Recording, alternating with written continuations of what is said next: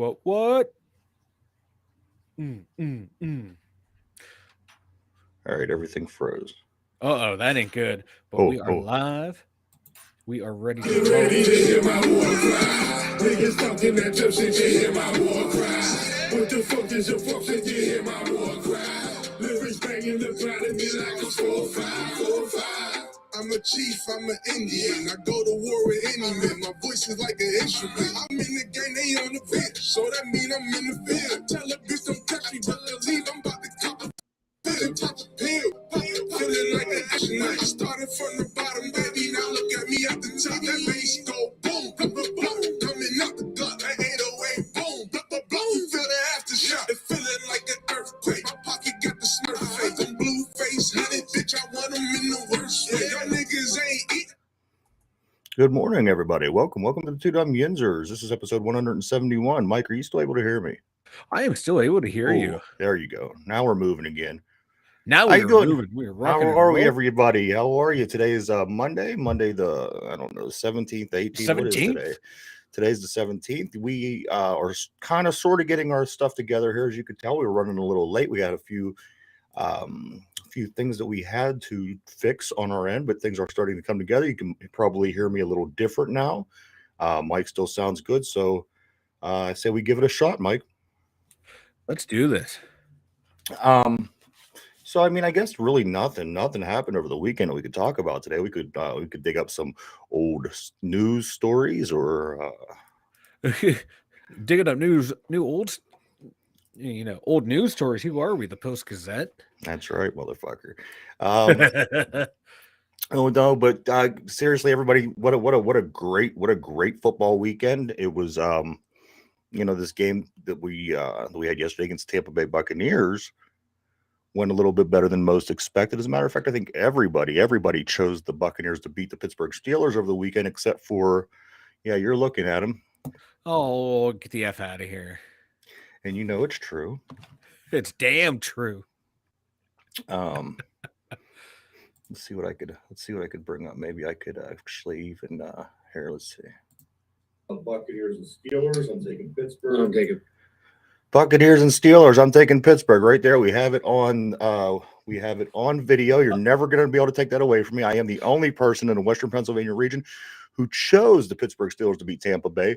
Mike says I systematically do it every game. I don't think I do, but that's right. You were looking at the number one, the only person in Western Pennsylvania that picked the Pittsburgh Steelers over the Tampa Bay Buccaneers, and in fact, that's what happened. So this week, not just yet. We do have a little controversy in that whole area, Mike. So we'll deal with that a little bit in a moment. But yeah, Mike, the Pittsburgh Steelers, they get the win 20-18, and now the Steelers are one game. They're one game out of first place. And I know it sounds crazy because we're sitting here at 2-4, but we're sitting one game out of first place, and we have 11 games left. And with as crazy as this kind of, this season is, I think the division's up in the air. I mean, it's, you could easily say, well, we could give it to the Ravens, we could give it to the Bengals, but you know what? Those two teams trip up just as much as we do, because look, as bad as we've been playing, we're only one game behind them guys. We could be in first place next week. Yeah, which is wild to think, just because how bad, our season has gone so far. It's just wild. And who would have thought starting out, 1-4, that would be a game out of first? Absolutely, man. I tell you what, though, this is like this typical of like the Mike Tomlin teams. Like, no matter how bad it gets, they're never out of it. Yeah. They never quit. And that's what I'll always say about a Mike Tomlin team. They don't quit. They may lose a game, may be embarrassed, but they will find a way to correct whatever happened that week before to make sure it doesn't happen again. And they will. This team fought hard. They showed it. That, hey, everyone was embarrassed last week. There's no one who really played a good game last week, and everyone held themselves accountable, and they all went out. And it's hard to find a player who had a really bad game, other than Kevin Dotson. My man could not stop with the penalties. I tell you what, though, I mean, you really got to be impressed with what the offensive line's been able to do, and especially the past couple of weeks. Yeah. It isn't like you're facing tough defenses. You're facing the Buffalo Bills defense, who's 1 or 2. You're facing Tampa Bay's defense, who was like 5 or 6. And that offensive line, Mike, I think they gave up a sack last week. They didn't. The thing is, we're not running the ball great. I think that you could finally take the responsibility away from the offensive line, because the offensive line's doing okay. They're not making any splashes or any giant headlines with their play. However, you don't see the quarterback scrambling as much. You don't see the pocket collapsing as much, and those things are big. I think the offensive line's really come a long way, especially from preseason. Oh yeah, they've made leaps and bounds of where they were from that very first preseason game to now. We didn't have like that big rushing yards today. We didn't have like the key runs that we needed, but that front that they have over there, especially in the middle, starting with Vita Vea, that's a tough run defense to play against. And hey, we were able to move the ball here and there on the run game.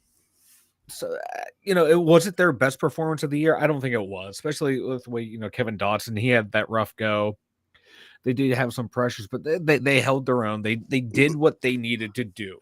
Yeah. And it's not like they've gone back to like how they were in the preseason or in a couple of the other games early in the year. Like they were just steady this game. There's no real big improvement, no real big major drop off. They did what they needed to do. Absolutely, man. And for most, hey, doing what you need to do, I'll take that. It must be true. It is true, Snoop. But yeah, hey, they did what they needed to do on that front, on that offensive line, and I'll take that. Absolutely. Go ahead, man. Oh, God, I thought you were playing an audio clip, and I have ESPN up. Look at the stats. And it was playing Trubisky highlight, but no, that line, they didn't overwhelm, they didn't underwhelm. They did what they needed to do. So I'm happy with it. There are a couple things in this game I was not happy with. Let me touch on something real quick before you get go ahead. What go you're ahead. not happy with, because I know you and you're just not a happy person, so this could take a little bit longer than most would like.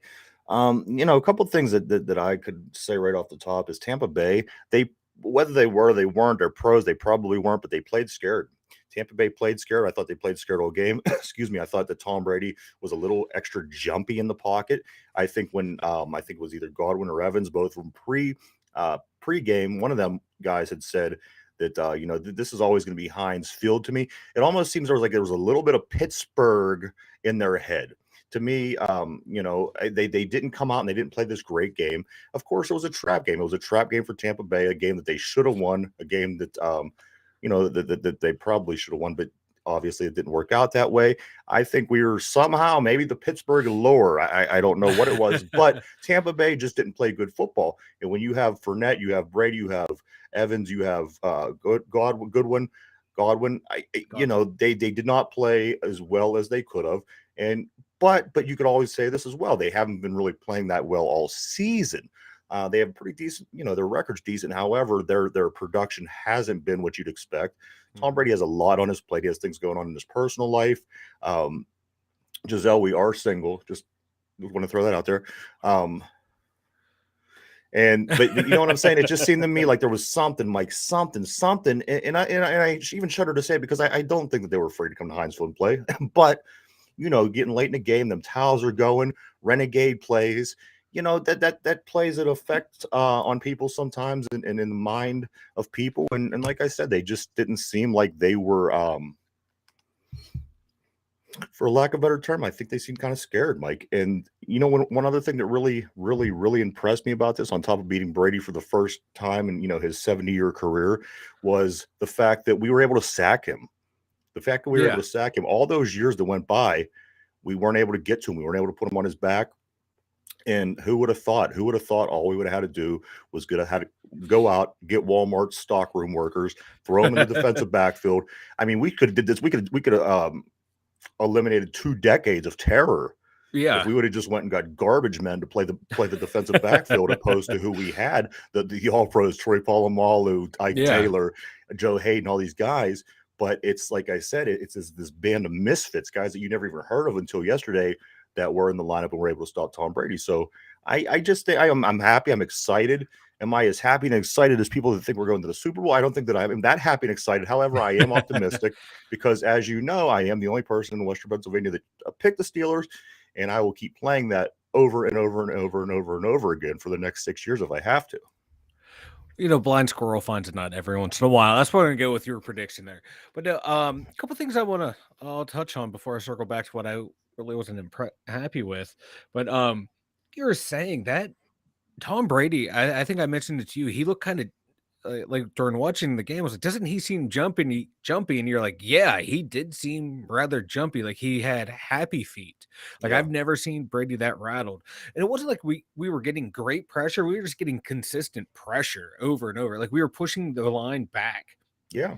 He wasn't it doesn't feel like he was being hit all that much, but he was just getting that didn't have a clean pocket all the time. There's always like one of his guys being pushed back to him, and which kind of surprised me because Tristan Wirfs, man, their right tackle, that dude is a beast. He's an all-pro. He's one of the best tackles in the game, and we were just able to push him around like he was nothing. I was like very disappointed in that because I was happy, but I was like disappointed because this guy's supposed to be such a great player. I was hoping to see battles on there between like him and Cam, whoever was on that side, but dude was like a turnstile. So it was but it was good for us. It was fun to watch, but also at the same time, it wasn't because you want to see those good one-on-one battles, and it wasn't there. And that I'll get back to the D-line later. I don't want to spoil anything because I actually have to praise someone who I never praise. But yeah, and I think it was Mike Evans who said this is always Heinz Field to me. So Yeah. And then that crowd was rocking, man. Absolutely. Especially after Mitch let us down on that final touchdown, that crowd was rocking and rolling. Like, like this was like the back in the day when we had the killer bees on offense and that defense flying around. So that was fun to see. All right, so here's what I was not real happy about. The run defense again. They gave up some key runs. Like on that drive when Fournette just ran over everyone and it waltzed in for the touchdown. That was disheartening to see. But see, like how well the offense wasn't moving that well, but they were, we got us a lead. From what we were hoping the defense get a stop, we get the ball back, we can get a couple more points, and they let up that drive. But that was like all she wrote at that point. That was like felt like the end. Like the defense tightened up after that. Right. They locked it up.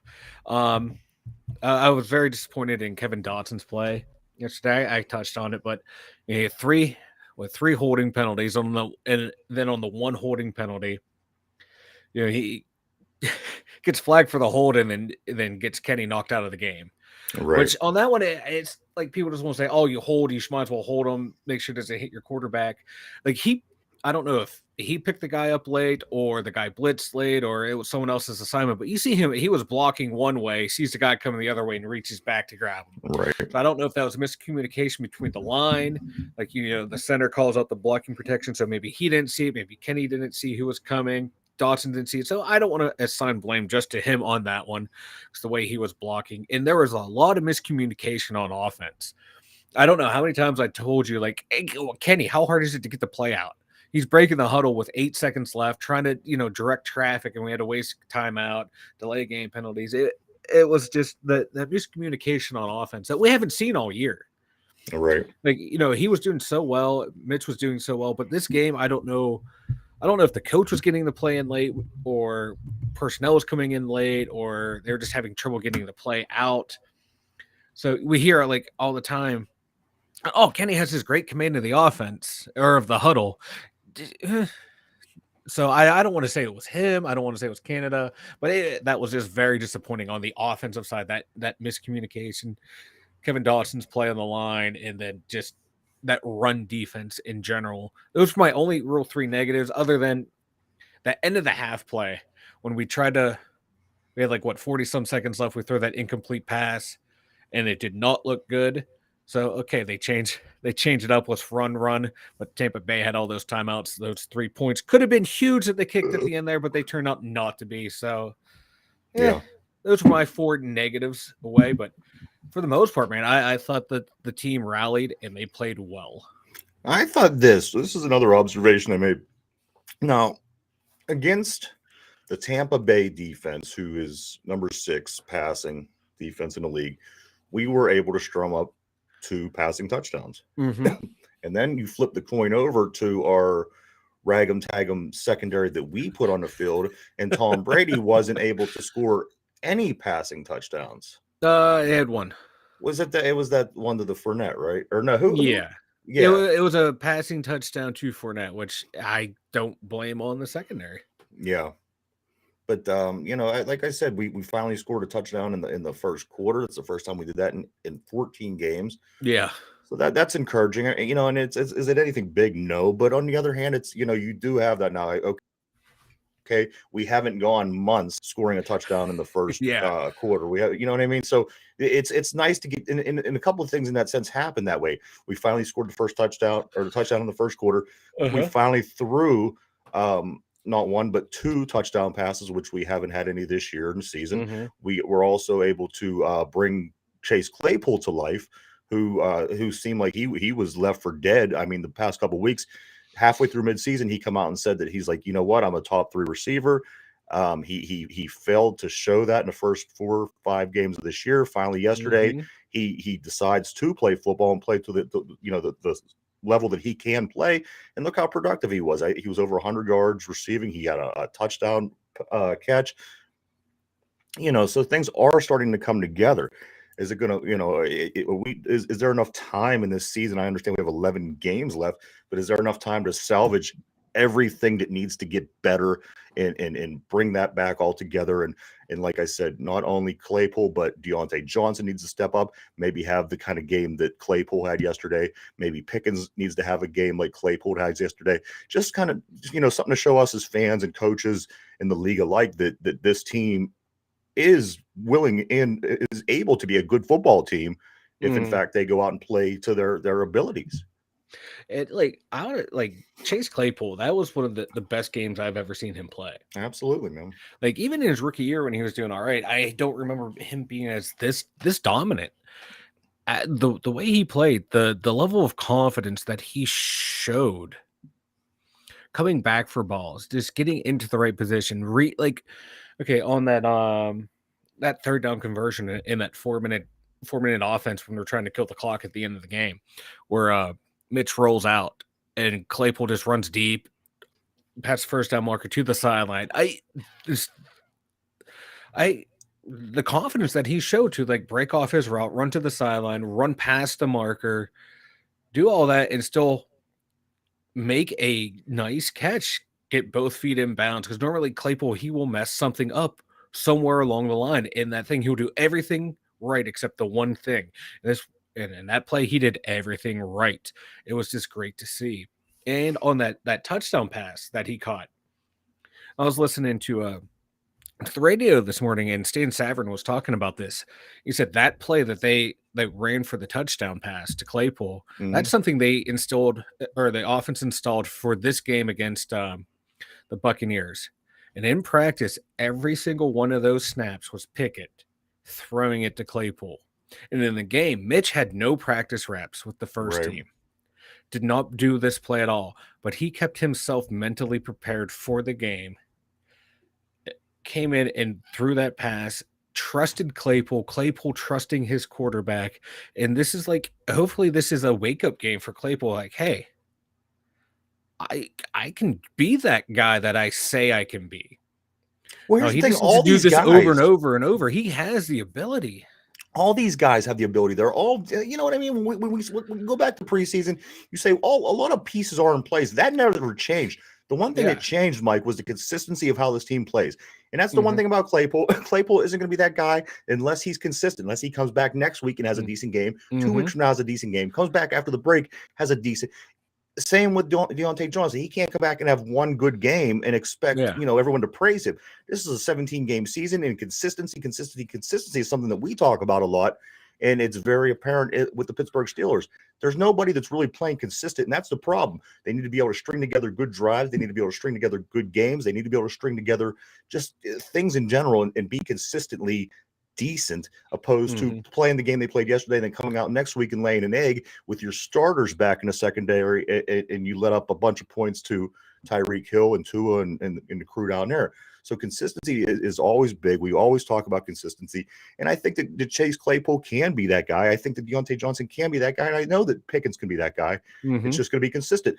And of course, you can't just blame that on the receivers. The quarterbacks then also have to be consistent. You got to be consistent as a team. You got to really gel, develop that, that brothership, that brotherhood.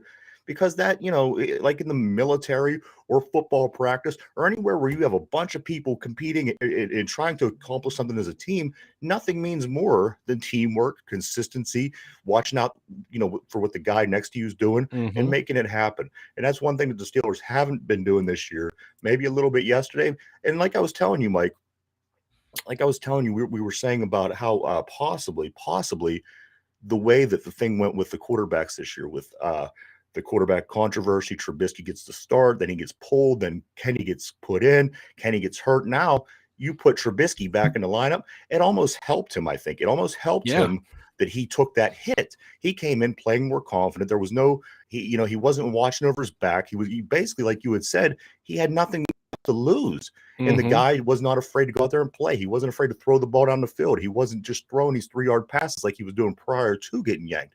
So, you put a couple of these things together, Mike, you have a winning football team. I don't, and of course, you watched all the games that I watched. We don't have a Jared Allen. We don't have a, Mahomes.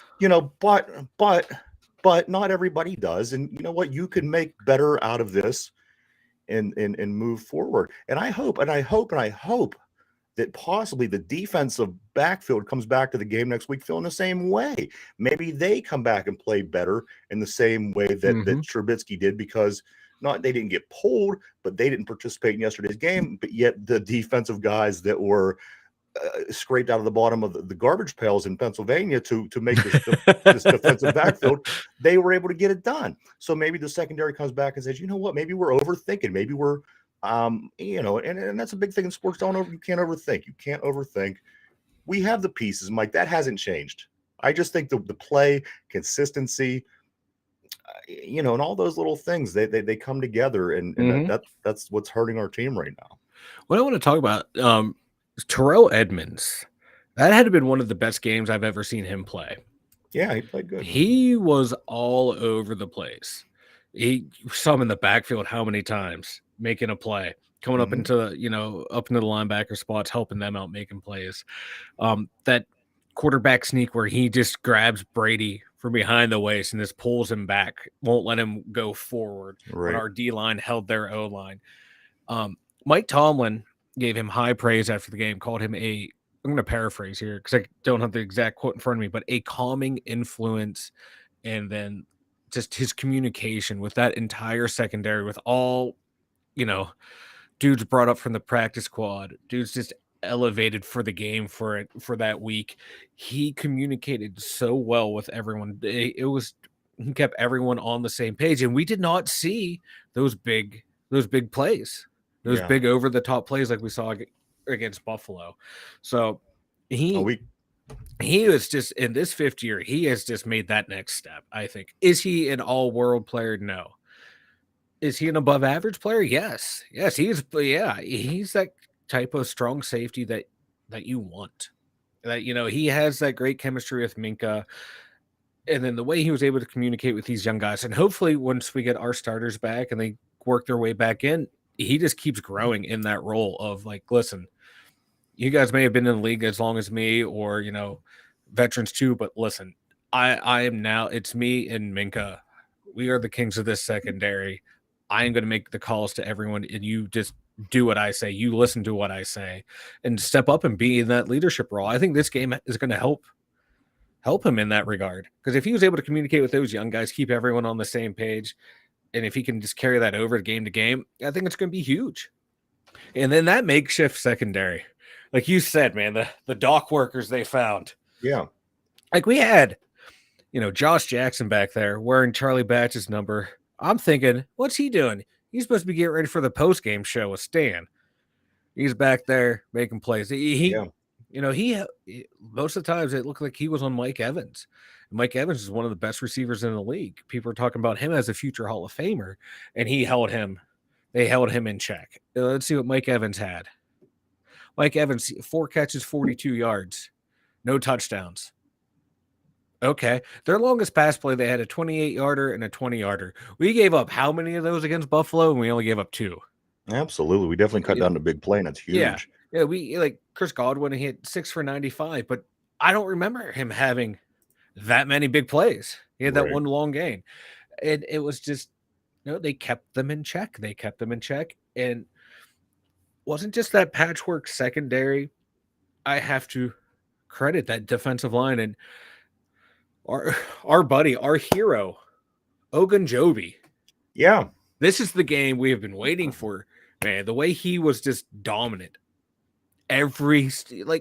Like you said, man, like every play, it felt like when we were watching the game together, you're like, there's Ogunjobi. Yeah, he was all over the place.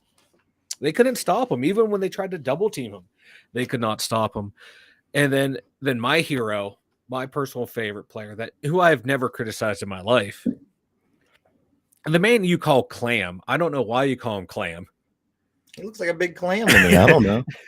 No, Cam Hayward. This is like his best game of the year since game 1. Yeah.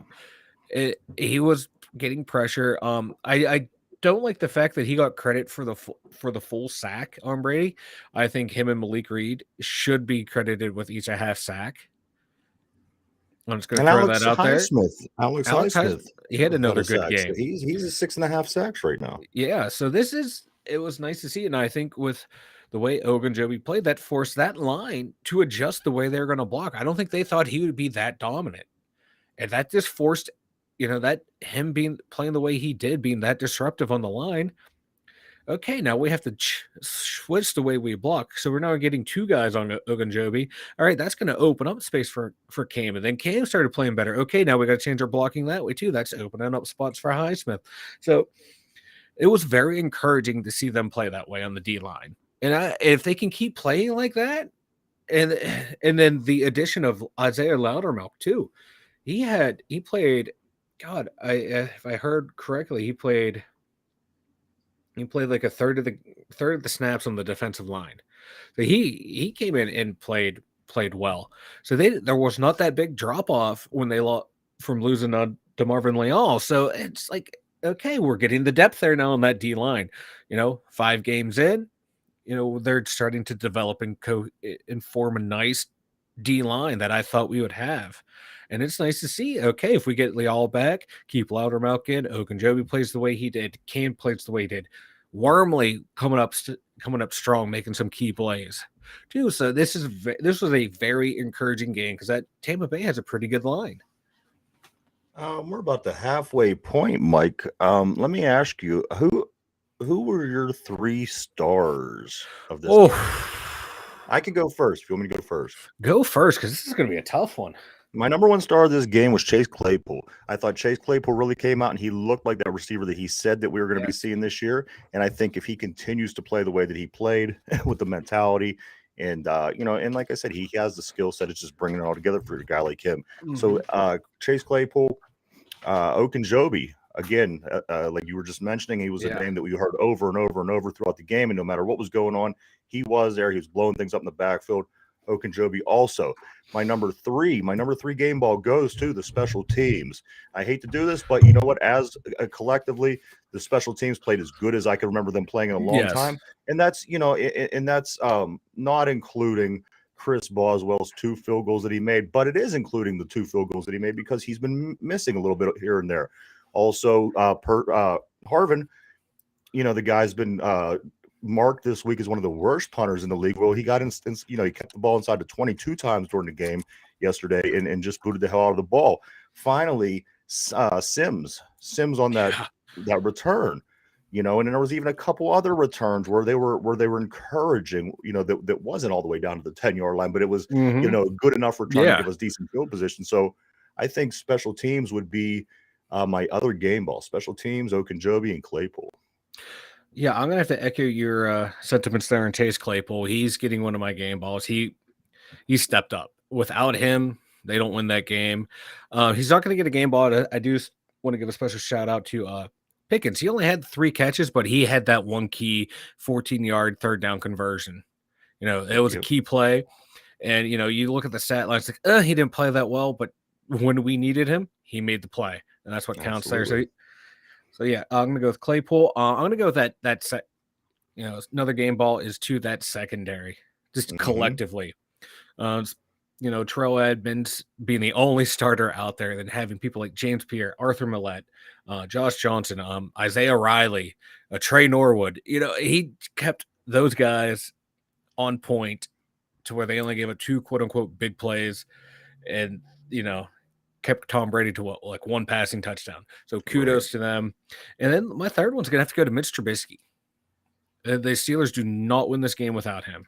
He comes in, you can just like the wind was knocked out of that stadium when they saw Pickett leave, and then you heard audible groans when Mitch came in to the huddle, and for him to just block all that out and then he's been benched for 2 weeks now, and just being a complete pro, a complete team player, going in and executing the way he did. And, what was his stat line here? Bring it up. 9 of 12, 144 yards, 1 touchdown. Okay. He stepped up. And like I was saying, and like they said on the radio, he kept engaged through every single practice, taking those mental reps, like we talked about last week on the show, like starters not being able, or backups not being able to play, taking those key mental reps. And Mitch, that's why he's a team captain. He did not sulk. He did not pout. Every game they said, like, I think after the game, he was saying, during the game, I'm talking to Kenny. I'm keeping him motivated. I'm talking to the receivers, keeping those guys pumped up and motivated. The line, he's constantly communicating, even though he's not in there playing. He's keeping himself engaged. He's keeping the team spirits up. He's helping everyone. And just that whole thing right there. And then him coming in the clutch, leading, granted, we weren't behind, but he got us the points we needed to win, and he got, led that 4-minute drive beautifully to seal the win. We had that big fumble from the center. He recovers, and boom, we get that big first down pass to Claypool.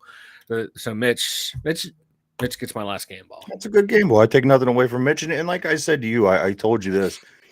Excuse me. I am a Kenny Pickett guy. I'm a Pitt guy. There's no secret there. However, I want whoever's going to win football games. And if it's going to be Kenny, that's awesome. If it's going to be Mitch, that's awesome. At the end of the day, I want to win football games.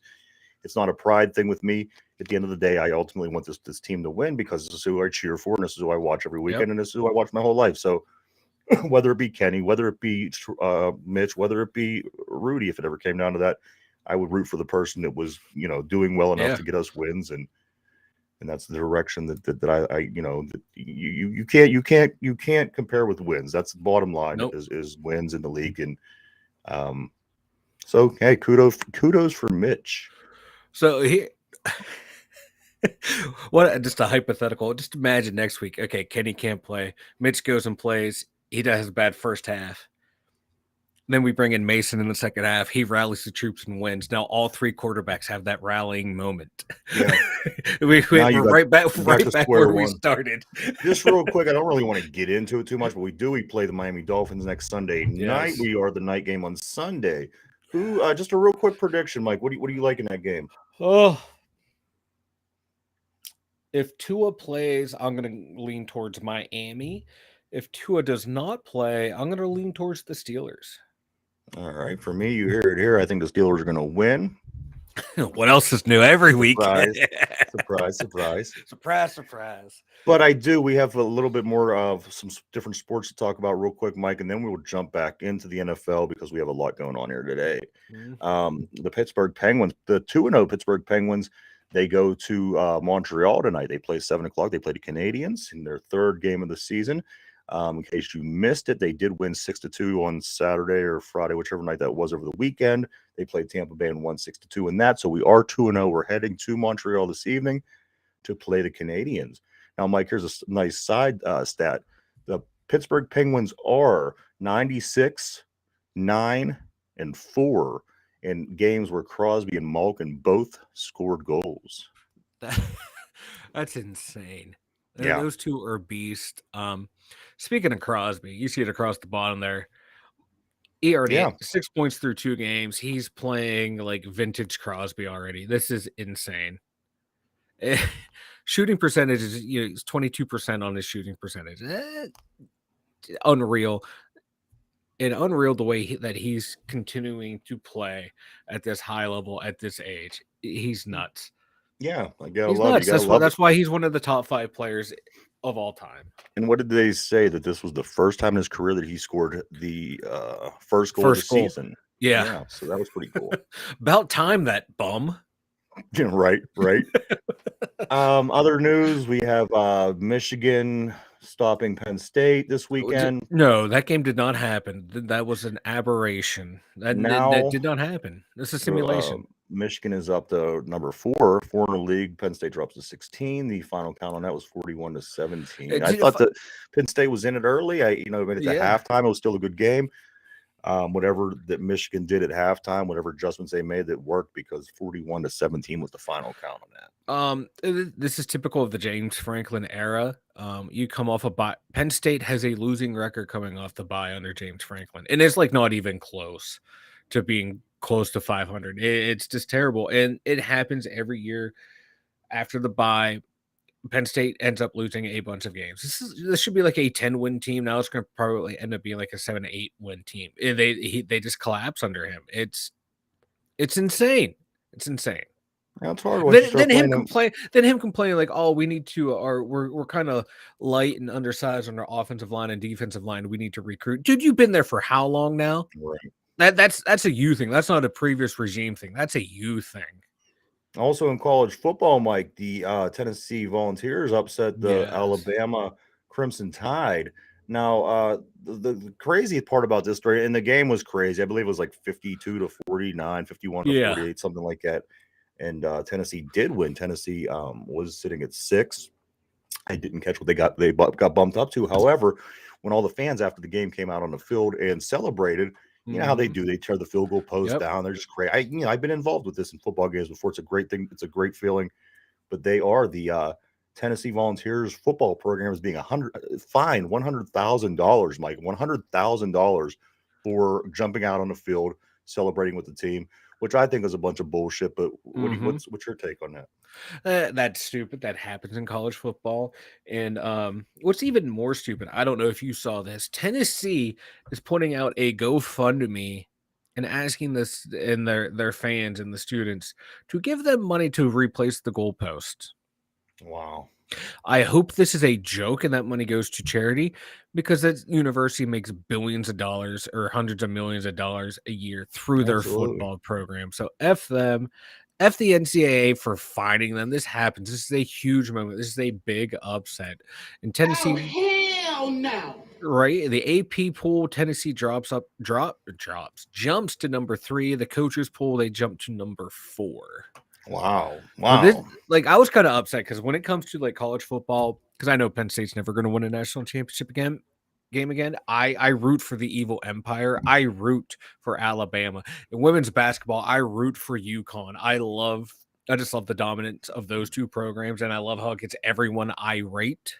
So I root for those two teams. So I was a little upset that Bama lost, but that was such a fun game to watch. And a quote I saw on Twitter, it said, both teams have multiple players that are going to be drafted in the first 2 rounds, players that are going to be drafted all throughout the draft. They're going to go on to have long NFL careers. And that game's just decided by a 5'9", 135-pound, 24-year-old chemistry major. Right. I just love it. Yeah, man. A lot of good college football this week. A lot of good football in general. If you like football, I think there was a lot of good games. Matter of fact, every single game except for the very first one that I saw, which was what's up, man?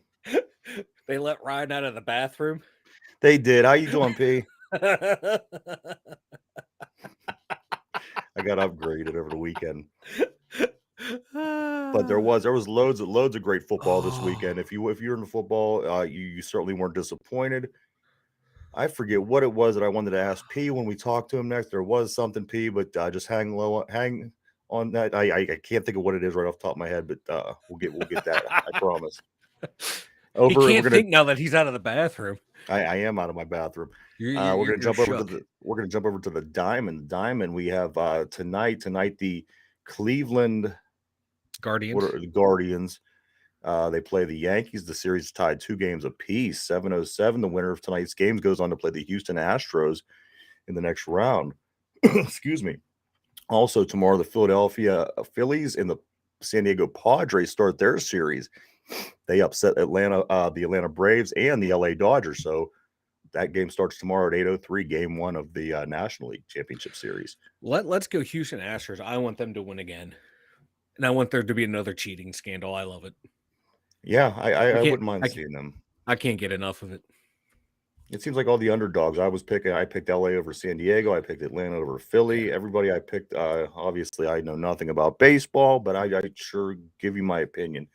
Or I want the Yankees to win again just because, Yankees will win again and it makes people mad. And 2, then Garrett Cole will have 2 World Series championships after he left the Buccos. Yes.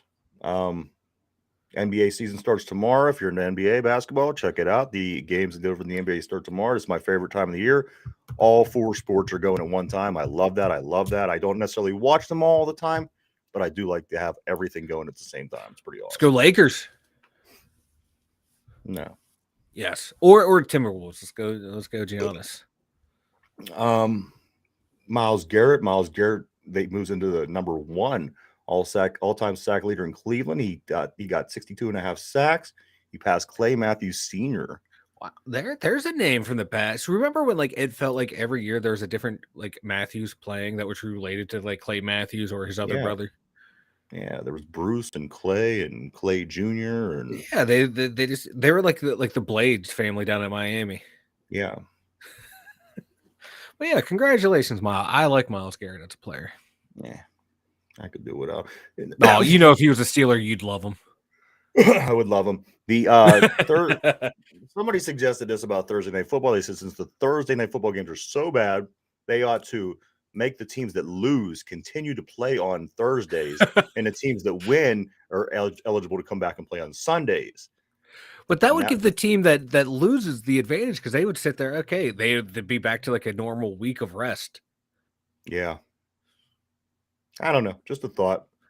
Well, yeah, that would suck that you'd be stuck on Thursday night. Mike, I just want to go over these games real quick with you. Pull up yesterday's scores because we did come to a dead tie, and we do have to do something today because we will not be able to have a winner from the picks from this week. Are you serious? Yes, and I'll go down this once you pull them up here. Okay, I got them. Okay, so of course you know that I got the Washington game. The first game was last Thursday. I got Washington and I won that. So that's 1-0 me. So then I'm just gonna go down the list how it is listed on ESPN.com. All right, we got the Steelers over the Buccaneers. All right, so Steelers Buccaneers. I chose the Steelers, so I'm up 2-0. Okay. Falcons 49ers. Falcons won.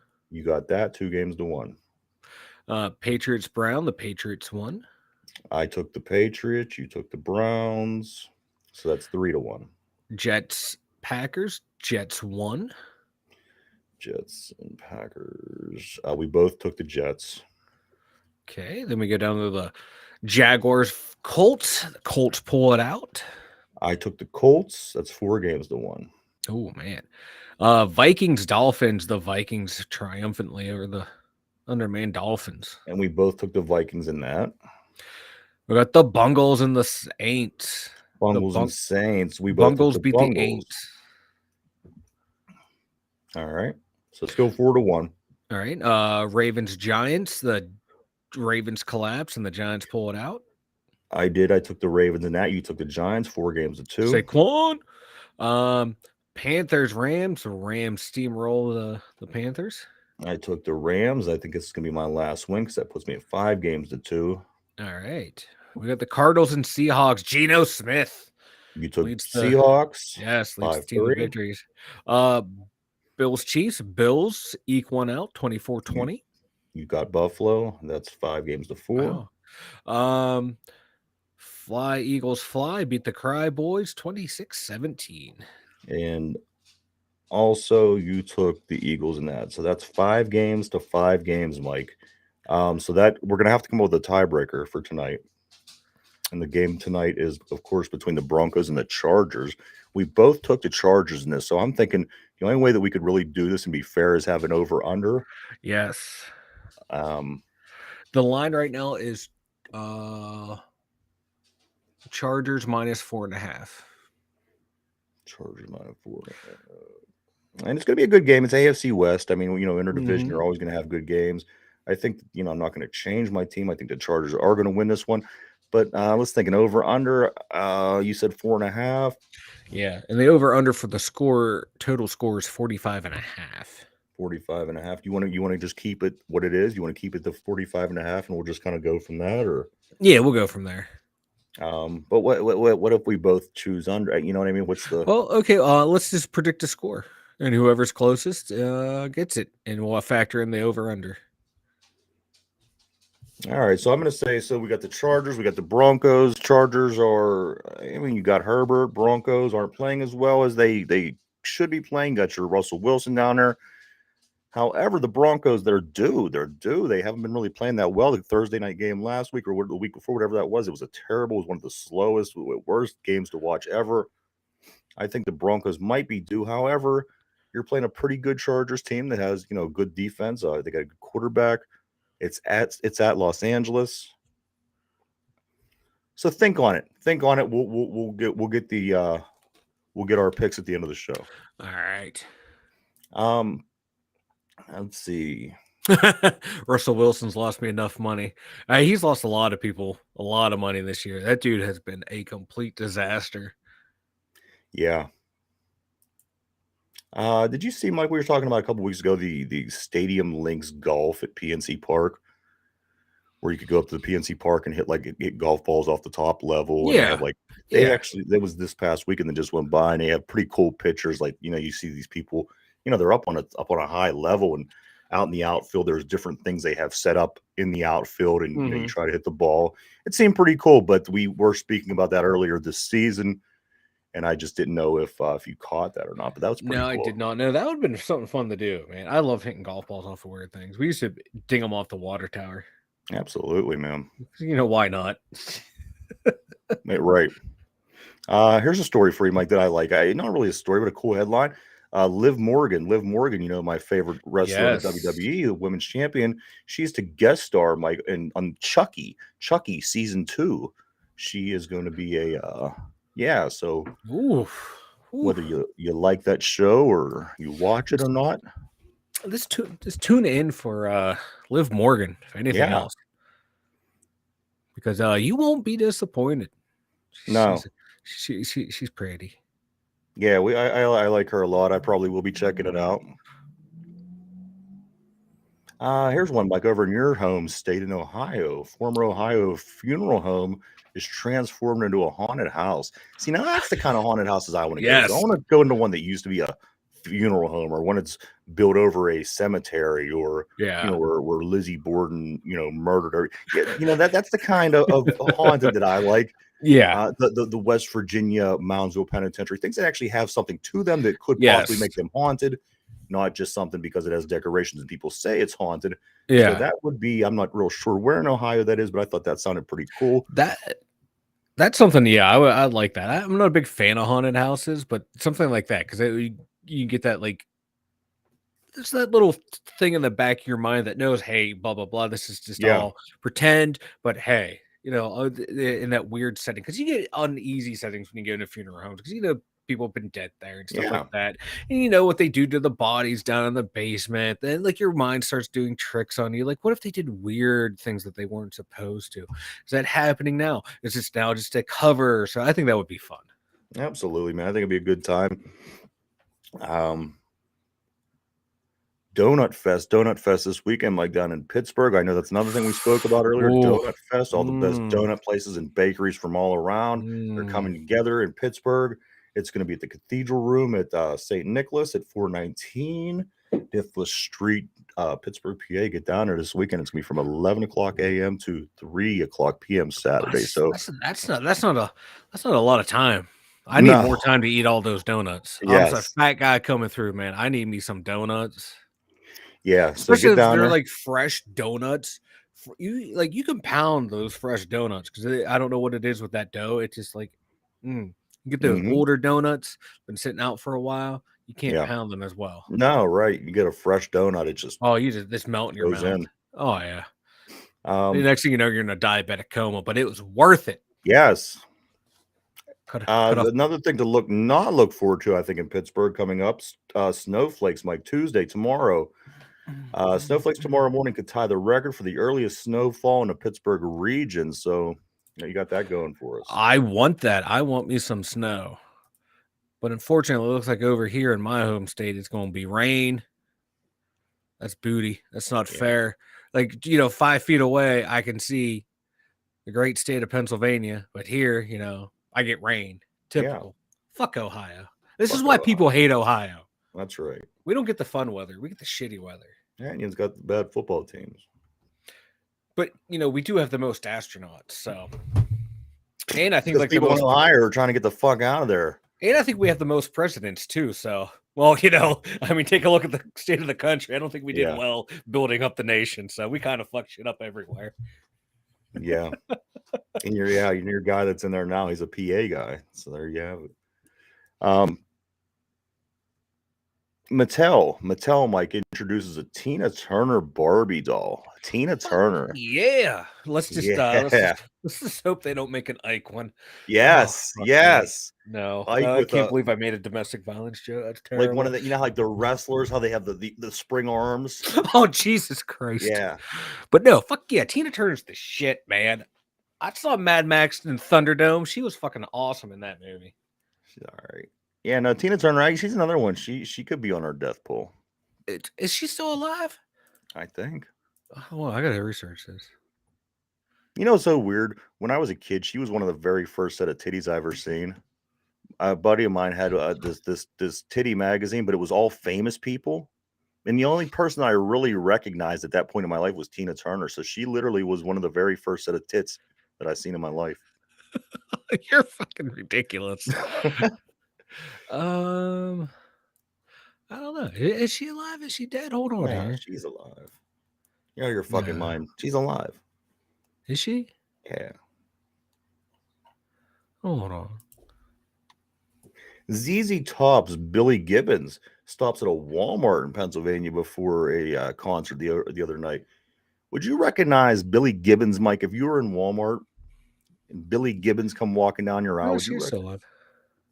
I told you she's still alive, Dick. Shut up. Billy Gibbons. Billy Gibbons? No, I don't know who. No, Is he the dude who? He's one of them fellas that got the long beard and okay, no. ZZ Top. Nah, probably not. No. Apparently, some people spotted him in Walmart the other night when he was in town. He stopped and made a quick trip into Walmart, and people said, "Hey, there's Billy Gibbons." So, I guess somebody got. I'm just laughing at, we had a chick in the crew back in the 90s. Wasn't that hot? But her mom worked the overnight shift at Krispy Kreme's. Good times. What happened? P. Moore, man. He's coming in clutch with the comments. Yeah. Yeah, fucking Krispy Kreme's is the shit. Yeah. Up in Ohio, they have one of their factories where they make the Krispy Kremes, and there's a couple spots right there that get them fresh. And oh yeah, when I lived up in Sandusky, I head over there a couple times a year, get the fresh Krispy Kremes direct from the bakery, not the factory. I don't know why I call it a fucking factory. Yeah, man. But a lot of people don't realize I actually worked in donuts for about 20 years. 20 years of my life, I was in the donut business, man. You were. And one of the best places in Beaver County. Man, it was all right. People like crave that shit, man. Only if they knew. That's all I gotta say. Right? Leave it right there. You saw how the sausage was made. I don't want to know what you did to that food. Nah. Allegedly. Yeah, allegedly. Finally, in the side stories I have here was Herschel Walker, Mike. I didn't catch this. Now, Herschel Walker apparently was out making an ass of himself last week again, and he had said something along the lines of pot pie actually is made with pot Is this true? You know what? It would not surprise me. The things that he has said on his campaign trail, you can't tell if it's from the Onion or from him. Right. So it wouldn't surprise me. Yeah. This is the guy who told like type 1 diabetics, people who are born with diabetes, to just eat healthier. Right. Yeah. So this tracks with him. This is the guy who pulled out a fake badge during a debate to say that he worked in law enforcement. So it doesn't surprise me. But if pot pies really did have pot in them, I would go eat a pot pie and then get my fresh 4 a.m. Krispy Kreme after a blunt after I ate my pot pie. Yeah, absolutely, man. Absolutely. I can go for a blunt. I mean, a Krispy Kreme. A couple other real quick things, Mike. Real quick. The one thing that I observed over the past week with the Braves being on and just some of the football games, you have this Washington football team who went out of their way to change their names not to offend. You have this Cleveland baseball team that went out of their way to change their names to not to offend. Then I turn on the Brave game, and you have 40,000 people all going, oh, and then also in the Chiefs game, they were also doing a similar chant. So I'm thinking you have these two teams in these two, professional sports leagues that went out of their way. Well, they really didn't go out of their way. They changed their names after all these all years. Four were like, had like native groups saying, "Hey, let's change this," and then you had 2 did, and the other 2 were like, "No." The other 2 were going, "Oh, yeah." They were like, "F you, we don't give a about you." I love it. Those are my 2 teams. They're not my 2 teams. My teams are the Braves and the Chiefs. Yes, my teams are the way to stand up for yourselves. My teams are the Caucasians and the Mongoloids. I would see you. Well, at least, yeah. You weren't expecting that last one, were you? No, I wasn't. But you fit both of those bills. You would be able to be the logo. Both teams. Hold on, let's just see. Yeah. Little known fact: Herschel Walker played 50% of his games without a helmet, just food coloring on the fro. You know what? I was actually a Herschel Walker guy back when he played for the Minnesota Vikings when I was a kid. I mean, he played for a few teams, but when he played for Dallas, Philadelphia, Minnesota, but when he was in Minnesota, that was that period of time when the Steelers were terrible when we were kids, and we all kind of chose that alternative team. And the Vikings was mine when we were kids, and Herschel Walker was the running back. That Herschel Walker trade that set up the Cowboys dynasty. Yeah, yes. Let's go back over, Mike, because we are running out of time. Who do you want? What do you got on your over and under? I'm taking the Chargers, 28-10. 28-10 Chargers. I'm gonna go with the. You know what? I'm gonna go with 28-10. I'm gonna go with the Broncos. Just to. You know what? It doesn't matter. Take whoever you want, because we'll figure it out. We'll figure out whoever's closest to the actual score. I'm gonna say the Broncos, because the Broncos, I feel, stink.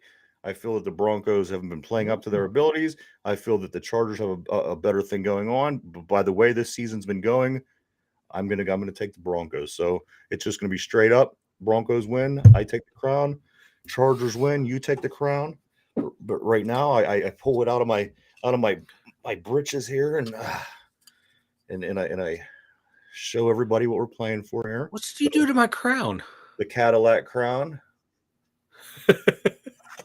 Yeah, you're making fun of me for dropping it. Here, let's play. You can put it. You can hold on to that. There you go, buddy. Let's see, Mike. So I have the Broncos. You have the Chargers, and we will see how that plays out. Let's see. Walker was north-south. Yeah, he just plowed through everyone. He did not give an F. Yeah, he was a beast, man.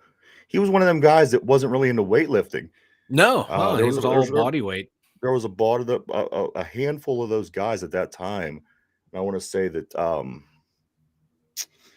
he was a really good defensive end. He was the same way, but excuse me. But I think Reggie White. Yeah. But there was a couple guys during that time that they were push-ups, they were sit-ups, and all body weight exercises. So I always like Herschel. Mike, you ready for some trivia, man? Let's do this.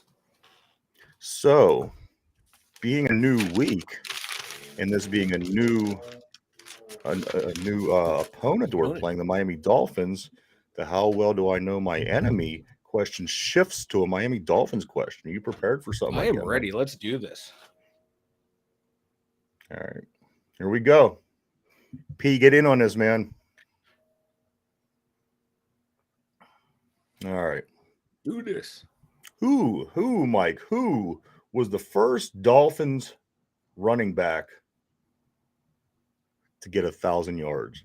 Who was the first Dolphins running back to rush for 1,000 yards? I have an idea.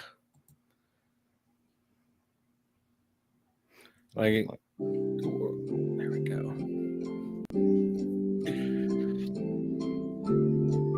The only one that's there's only two running. Right? I forgot about him. I got three to choose. And Ricky.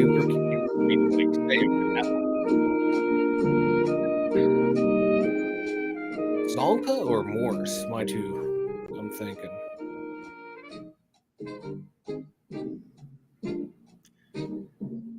All right, there you have it, everybody.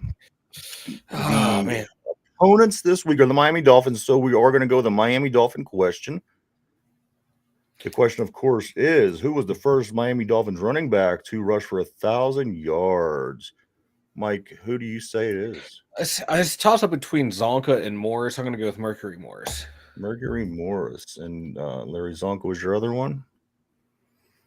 Yeah, I'm going to go with. Yeah, it was one of them. I'll give you that. I'll give you a hint. It was one of them. And you chose Mercury Morris? Mercury Morris. All right. It was Bo Jackson in Tecmo Bowl. Or is that Super Tecmo Bowl? Was Bo Jackson. Whoa. I'm going to go with, yeah, but I'm going to go with Mercury Morris for the Fins. All right, Mercury Morris for the Or is he a receiver? I can't fucking remember. Fuck it, that's who I'm going with. All right, Mercury Morris. Plugging it in, logging it in. You ready? Yep. There we go. Who was the Dolphins' first running back to rush for 1,000 yards in a season? You say Mercury Morris, and the answer is... Oh, so sorry. Bullshit. The answer, in fact, was Larry Zonka. See? Else you didn't mention. But that's all right, man. You still have 4 more days this week. You are 0-1. All right, but hey, now you know what, Mike? One more thing I wanted to say: this pickleball craze is out of control in a park near where we're at right now, where I'm at right now, the studio. The people tore up their tennis courts and turned into pickleball courts. Now, you had said that pickleball is nothing more than a fad. I can't understand. The people were up in arms. The locals, I can't believe you took our tennis courts out for pickleball. I don't even know what pickleball is, but apparently people in Western Pennsylvania love pickleball. I don't get it. I'm not a big tennis guy, but come on now. I'd rather play tennis than pickleball. Yeah. I'm old, fat, and out of shape. I'd rather run around and play me some tennis. Yeah. What is it? What is a pickle? I mean, what? I don't know. Tomorrow I'll figure out what pickleball is. I'll do a segment on pickleball tomorrow. I'm just wondering. I just want to play. I just want to use the pickle, right? I mean, that's the best part. There's no pickle involved. That's what's fucking with me. There is pickles because in football there's feet, in baseball there's bases, in basketball there's baskets. There's got to be pickles, Mike. There's got to be pickles. I hope not, because fuck pickles. But hey, we do. Mike, why don't you go and tell everybody about the website? TwoDumbYinjers.com. Head on over there. We have links to everything. You actually, when you click on TwoDumbYinjers.com, the first thing you see is boom, the day's most recent episode for link right onto YouTube. Then we have links to everything else. So yeah, head on over there. There you are, everybody. Check it out. www. Fuck yeah, Frisbee Golf's the shit. www.twodumbYinjers.com. And I do want to say we thank you so much for checking us out. We are on Monday through Friday all week long from 11 a.m. to 12 p.m. Monday through Friday. So please continue to check us out. And then this particular episode that we're doing now live will be on Spotify later on at 8 o'clock this evening in podcast form in case you just want to listen to the show. But Mike, do you have anything before we take off? No, let's go Trubisky. Let's go Trubisky. And Mitch we trust. And Mitch we trust. P says he loves Frisbee golf. We'll talk some Frisbee golf. We'll play some We'll talk some Frisbee golf tomorrow. So, P, if you're back, join us. We'll be talking some Frisbee golf. But, hey, for Mike, Ryan, the Two Dumb Yinzers, we thank you for listening. We'll see you tomorrow.